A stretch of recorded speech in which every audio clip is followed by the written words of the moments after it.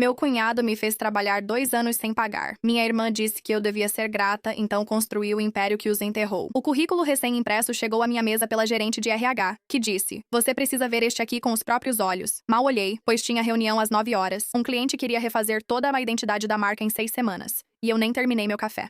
Mas algo na voz da Denise me fez parar. "Por quê?" perguntei. "Tem algum problema?"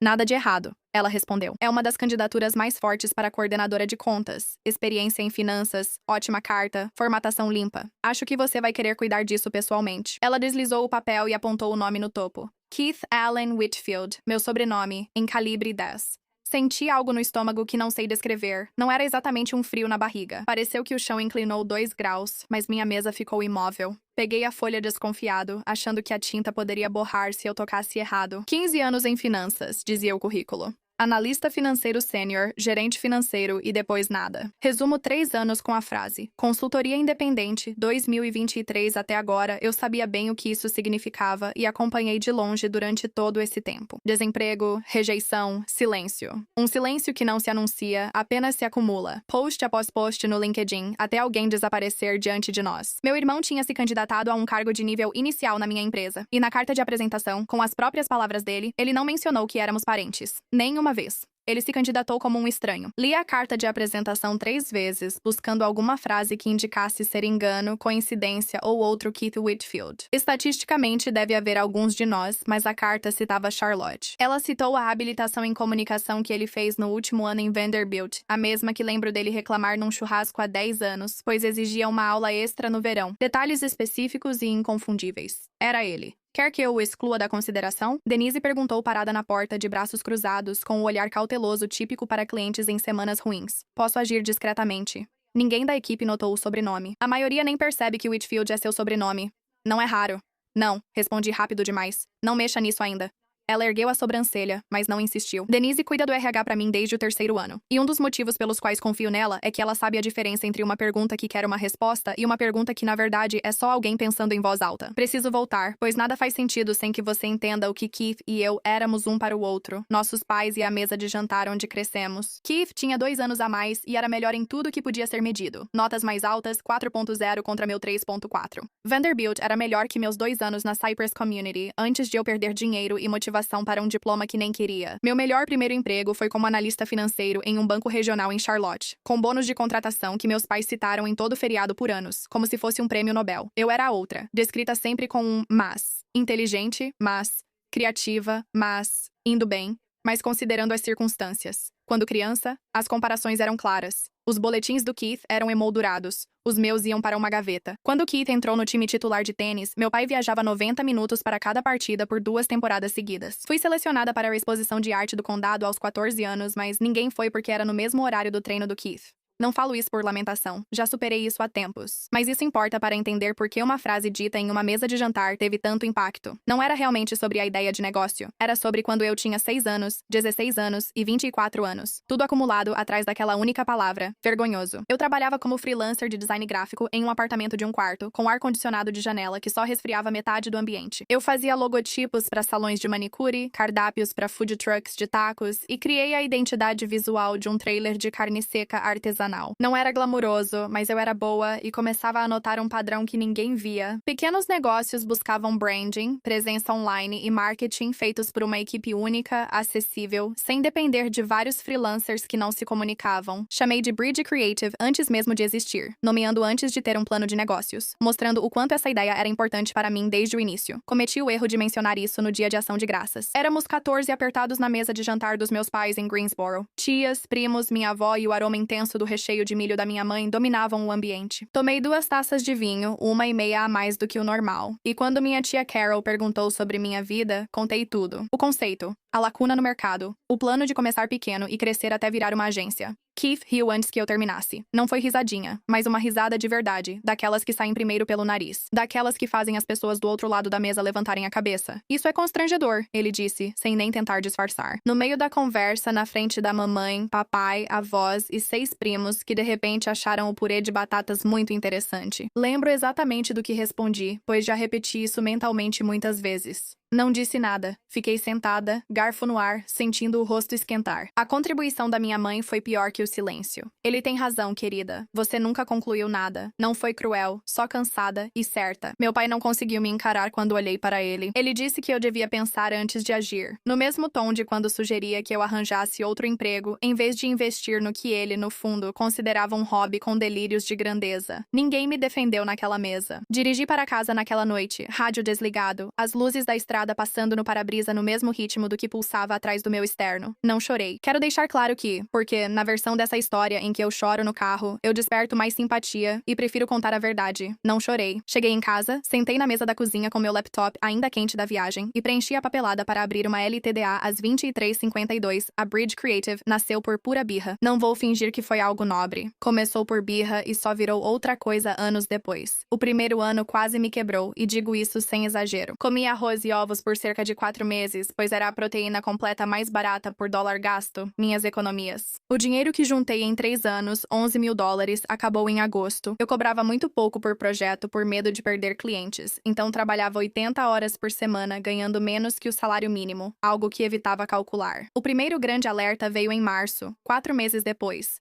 quando a família Delgado, dona de 3 taquerias, pediu para refazer toda a identidade visual já entregue porque o sobrinho, calouro na faculdade, teve ideias usando um gerador gratuito de logotipo. Disse para mim mesma que era só um contratempo comum para quem começa um negócio. Aceitei 40 horas extras sem receber para manter o cliente, achando que era estratégia. No fundo, era medo. O segundo sinal veio em maio, ao ver minha conta empresarial com saldo de $340, 12 centavos, enquanto $2.290 em faturas seguiam sem pagamento. Após 30, 60 e 90 dias de atraso, liguei para cada cliente. 2 pagaram naquela semana. Uma empresa de paisagismo, parou de responder completamente e eu nunca mais vi aqueles $100. Minhas mãos tremiam ao ligar pela 4ª vez, vendo a ligação cair na caixa postal que eu já conhecia. Em julho, comecei uma planilha secreta chamada Sangria. Cada dólar era registrado na entrada e saída, codificado em vermelho, que escurecia com o verão. Perdi 2 prazos no primeiro ano. Não era preguiça, mas sim o esforço de fazer o trabalho de 4 pessoas.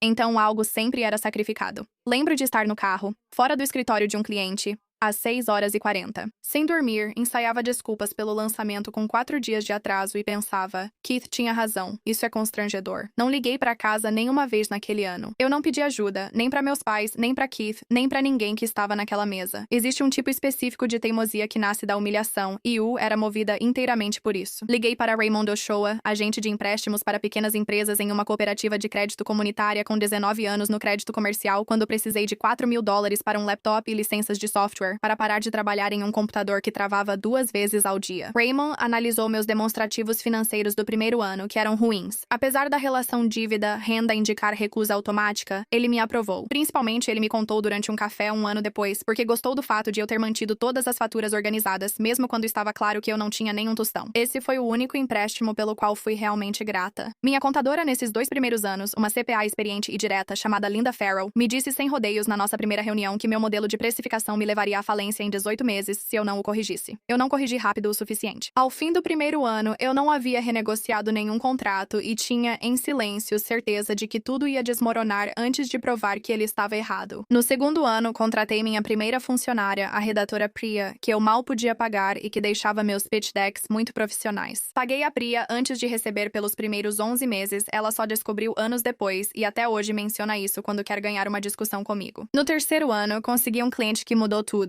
Uma rede regional de lojas de ferragens chamada Trask e Filhos estava passando por uma reformulação de marca em 9 unidades. Um contrato que valia mais do que toda a minha receita do primeiro ano somada. Lembro de estar sentada diante do vice-presidente de operações, Gerald Trask, que herdou o negócio do pai, e vê-lo se inclinar durante minha apresentação em vez de olhar o celular. Ele assinou um $94.000 na hora, e naquela noite fiquei sentada no carro na garagem por 10 minutos antes de conseguir entrar, pois ainda não confiava nas minhas pernas. A notícia se espalhou nos pequenos negócios. Lentamente e, de repente, muito rápido. 3 indicações vieram daquela conta em um ano. No quarto ano, eu tinha 12 funcionários e alugava um galpão reformado no centro, com tijolos aparentes e janelas iluminadas, por $6.200 mensais, valor que teria assustado meu eu de 26 anos. A revista Triad Business Quarterly publicou uma matéria de 2 páginas sobre mim, incluindo uma foto minha em frente ao nosso logo, de braços cruzados. Para mais histórias como essa e com melhor qualidade, acesse meu Spotify na descrição. não. Eu sabia o que fazia. A repórter, uma mulher chamada Aisha Bell, que cobria pequenas empresas há uma década, me perguntou naquela entrevista se alguém tinha duvidado de mim no começo. Dei uma resposta vaga e diplomática sobre várias pessoas, sem citar Keith. Mesmo assim, guardei o artigo. Não tenho vergonha disso. No terceiro ano, parei de ir aos jantares de família, sem drama ou brigas. Eu simplesmente parei de confirmar presença, e eventualmente as pessoas pararam de esperar por mim. Os sorrisos de canto de boca do Keith, aqueles que ele ainda exibia em toda reunião como um acessório permanente, não valiam mais a viagem. Construí algo real e não precisava de aprovação de quem já julgou minha capacidade. Fiquei sabendo da demissão do Keith, do jeito que a gente fica sabendo da maioria das notícias de família depois que se afasta. Por terceiros, através da minha mãe, numa ligação que começou falando de outra coisa e terminou com a voz dela baixando para aquele tom que ela usava para dar más notícias. A empresa dele fez 3 rodadas de demissões em 18 meses, aquele tipo de sangria lenta que os bancos regionais sofrem quando uma fusão devora a gerência intermediária de dentro para fora. Na primeira rodada, ele sobreviveu. Na segunda rodada, ele sobreviveu e, segundo minha mãe, começou a dizer na igreja que era óbvio que seria mantido. Uma frase que, depois que ela contou, não saiu da minha cabeça por dias. Na terceira rodada, foi demitido. 15 anos naquela empresa, os mesmos 15 anos que eram mencionados para mim em toda a ceia de ação de graças desde que eu tinha 22 anos, apagados em uma única reunião à tarde com o RH e uma caixa de papelão para as coisas da mesa dele, que minha mãe disse que ele mesmo levou até o carro porque não queria que ninguém o acompanhasse na saída. Ele tentou atuar como consultor. Ele contou para a família que era uma jogada estratégica, uma chance de definir seus próprios horários e escolher seus próprios clientes. E por alguns meses, minha mãe repetiu essa versão como se fosse um roteiro que tivessem dado para ela. Durou cerca de 8 meses antes que as ligações parassem de chegar. Depois, segundo minha mãe, restou apenas o silêncio. Um perfil no LinkedIn ainda marcava disponível para oportunidades, quando muitos já tinham removido isso por orgulho. E um homem que parou de aparecer na academia que frequentava todas as manhãs, parou de responder mensagens de antigos colegas, acabou deixando de aparecer em quase todo lugar, exceto na casa dos nossos pais nos feriados, cada vez mais magro, cada vez mais calado. Quero dizer que não senti nada, mas isso seria uma mentira no outro extremo. Senti algo próximo de pena, misturado com uma satisfação da qual não me orgulho. Eu não procurei por ele. Pensei que não era meu lugar, já que não falávamos há 3 anos e aparecer agora soaria oportunista, mesmo sem essa intenção. Naquela época, eu não imaginava que ele se candidataria a um emprego na minha empresa. Isso era imprevisível. Na manhã seguinte, após receber o currículo dele de Denise, fiquei quase 1 hora olhando antes de agir. Minhas mãos tremiam ao pegar o telefone. Percebi um leve tremor involuntário e tentei controlar, como quando só percebemos as batidas do próprio coração quando ele faz algo fora do normal. Liguei para ele pouco depois das 2 da tarde. Alô. A voz dele falhou na segunda sílaba ao atender. Não era como eu lembrava, aquele barítono confiante e divertido que sempre enchia os ambientes. Algo pequeno que nunca ouvi dele em 30 anos como irmã. Sou eu, disse.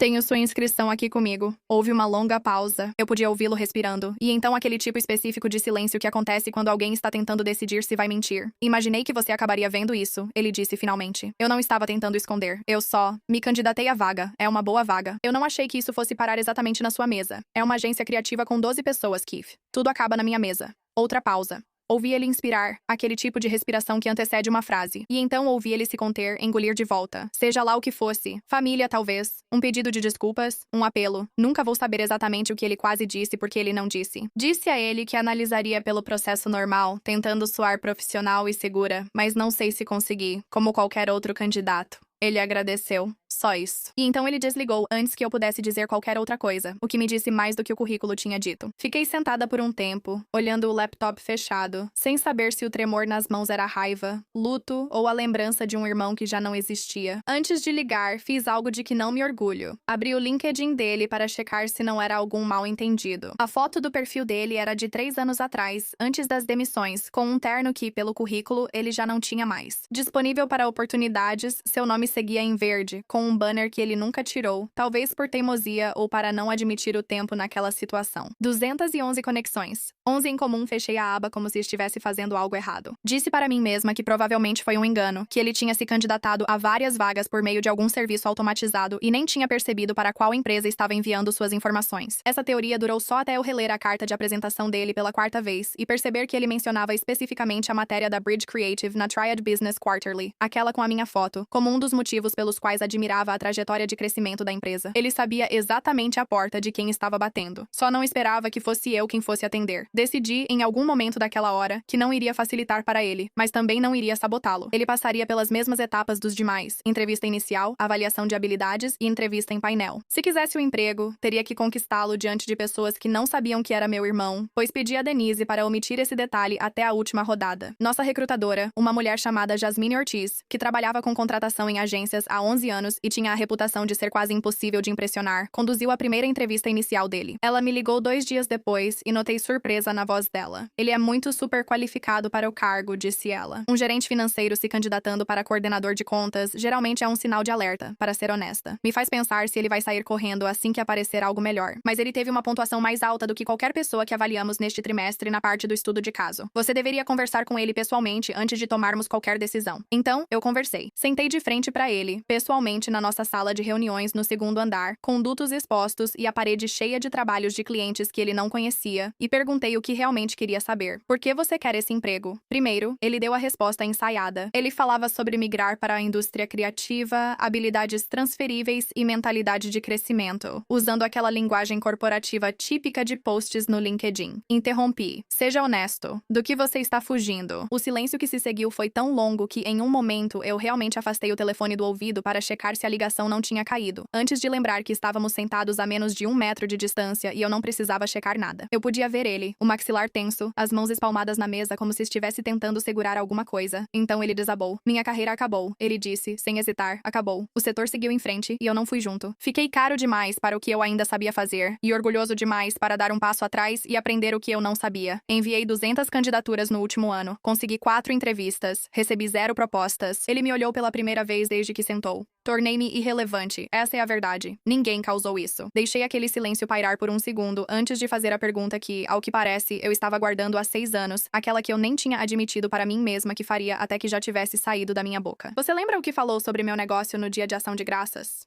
Ele ficou em silêncio. Depois disse baixo. Eu me lembro.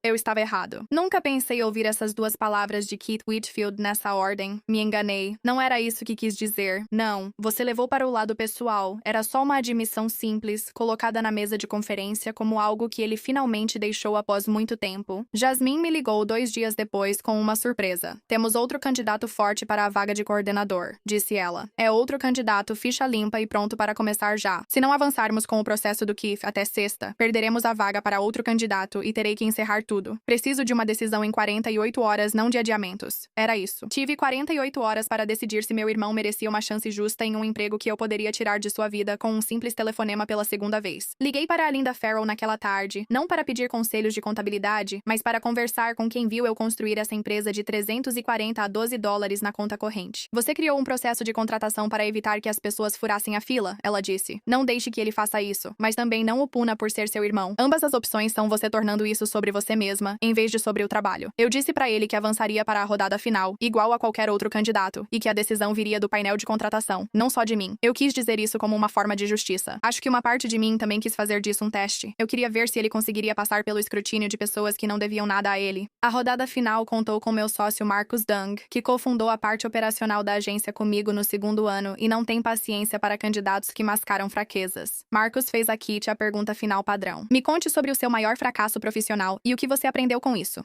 Eu observei a postura do meu irmão, os últimos resquícios dela, a postura que ele claramente tinha praticado em frente ao espelho, se desfazer em tempo real. Fui orgulhoso demais para notar as mudanças do mundo, disse ele, com a voz tremendo em orgulhoso. Parei de ouvir pessoas mais jovens ou com menos experiência, achando que só a experiência importava. Vi a indústria mudar ao meu redor e pensei que era apenas uma moda passageira. Achei que 15 anos de carreira me dariam segurança, mas virei alvo. Ele parecia mais magro do que eu lembrava. O paletó caro dele, feito para um corpo que ele já não tinha, estava folgado nos ombros e com a gola larga no pescoço, o que apertou meu peito, apesar de tudo. As mãos dele, cruzadas sobre a mesa à sua frente, estavam imóveis de um jeito que parecia deliberado, como se ele tivesse treinado para parar de se mexer durante entrevistas, e o treinamento tivesse durado mais do que a autoconfiança dele. Quando Marcus insistiu sobre o que faria diferente 3 anos atrás, se pudesse voltar, Keith não tentou dar uma resposta ensaiada. Ele disse: eu teria aprendido coisas novas enquanto ainda tinha emprego, em vez de esperar até precisar de um. Marcus anotou notou algo, mas não viu o que. Esse era o favorito. Esse era o homem cujos boletins eram emoldurados e cujo bônus era citado por 4 anos no dia de ação de graças. Ele estava sentado na minha sala de reuniões, na empresa que ele já tinha chamado de vergonhosa na minha cara, admitindo que tinha se tornado obsoleto. Eu não me senti vitoriosa, quero deixar isso registrado. Eu senti algo mais complicado. É mais parecido com ver um prédio do qual você costumava ter medo finalmente mostrar suas rachaduras, e perceber que você sente menos vontade de comemorar e mais vontade de ficar bem imóvel. Pedi para o comitê deliberar sem mim na sala, Marcus disse depois que a votação não foi apertada. As notas de Keith, sua postura ao falar sobre fracasso após deixar de atuar e ser honesto, e sua real vontade de assumir o cargo pesaram a favor dele. As anotações da Jasmine diziam algo em que venho pensando desde então.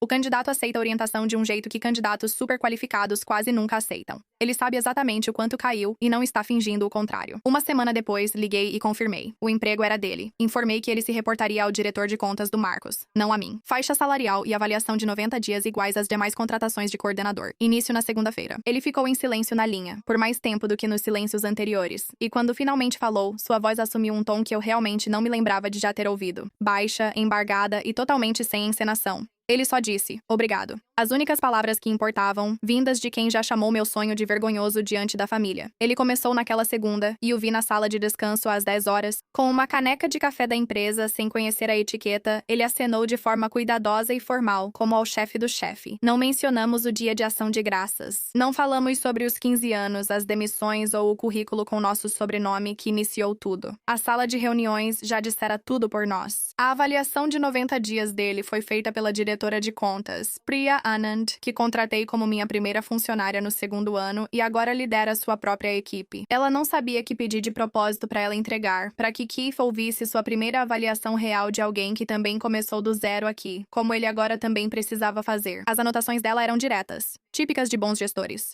Tem instinto analítico forte, mas ainda está aprendendo a se comunicar sem jargão e precisa desaprender 15 anos presumindo que a senioridade dele fala por si só. Ele aceitou cada ponto sem discutir, o que, segundo ela me contou espontaneamente, a surpreendeu. 6 meses depois, essa mesma avaliação voltou tão positiva que Marcos o transferiu para uma conta maior sem que eu pedisse. Uma reformulação de marca de uma cooperativa de crédito regional. Cliente que buscava alguém que entendesse de balanços e identidade de marca. Ele é bom nas partes do trabalho que exigem traduzir a ansiedade do cliente sobre dinheiro em uma linguagem que a equipe criativa realmente pode usar. Acontece que 15 anos de experiência em finanças servem para alguma coisa. Se você quiser recomeçar do zero em outra área que não liga para seu passado,